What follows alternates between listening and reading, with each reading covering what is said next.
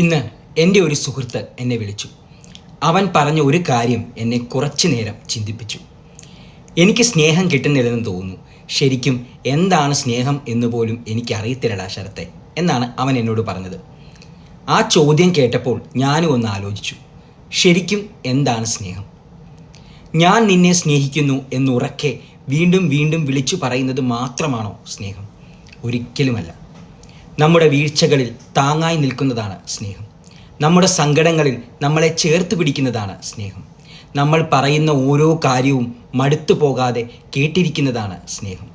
നമ്മുടെ കുറവുകൾ അറിഞ്ഞിട്ടും നമ്മളെ മാറ്റാൻ ശ്രമിക്കാതെ നമ്മളെ നമ്മളായി സ്വീകരിക്കുന്നതാണ് സ്നേഹം. നമ്മൾ കാണാതായാൽ എവിടെയാണ് എന്ന് അന്വേഷിക്കുന്ന ഒരു മനസ്സുണ്ട് എന്നറിയുന്നത്, അതാണ് സ്നേഹം. നമ്മളെക്കുറിച്ചുള്ള ചെറിയ ചെറിയ കാര്യങ്ങൾ പോലും ഓർത്തു വയ്ക്കുന്നത്, നമ്മളെ കാണുമ്പോൾ അറിയാതെ ഒരു പുഞ്ചിരി വിരിയുന്നത്, നമ്മുടെ സന്തോഷത്തിൽ നമ്മളെക്കാൾ കൂടുതൽ സന്തോഷിക്കുന്നതും നമ്മുടെ വേദനയിൽ നിശബ്ദമായി കൂടെയിരിക്കുന്നതുമാണ് സ്നേഹം. സ്നേഹം എന്നത് വലിയ വലിയ വാക്കുകളിലല്ല, ചിലപ്പോൾ ഒരു ഫോൺ കോളിലാണ്, എത്തിയോ എന്നൊരു ചോദ്യത്തിലാണ്, ഭക്ഷണം കഴിച്ചോ എന്നൊരു കരുതലിലാണ്, ഒന്നും പറയാതെ അരികിലിരിക്കുന്നു കൊടുക്കുന്നതാണ്. കാരണം സ്നേഹം പറയുന്നതിലുപരി അനുഭവിപ്പിക്കുന്ന ഒന്നാണ്. നമ്മൾ തളർന്നു പോകുമ്പോൾ കൈപിടിച്ചുയർത്തുന്ന ഒരാൾ, നമ്മൾ തെറ്റുമ്പോൾ കുറ്റപ്പെടുത്താതെ മനസ്സിലാക്കുന്ന ഒരാൾ, ലോകം മുഴുവൻ എതിരായാലും ഞാൻ നിൻ്റെ കൂടെയുണ്ട് എന്ന് പറയാതെ തന്നെ കൂടെ നിൽക്കുന്ന ഒരാൾ. അങ്ങനെ ഒരാളാണ് യഥാർത്ഥ സ്നേഹം. അതുകൊണ്ട് നമ്മളെ സ്നേഹിക്കുന്നുണ്ടോ എന്നറിയാൻ വാക്കുകൾ മാത്രം നോക്കേണ്ട ആവശ്യമില്ല. അവർ നമ്മളെ എങ്ങനെ പരിഗണിക്കുന്നു എന്ന് നോക്കൂ.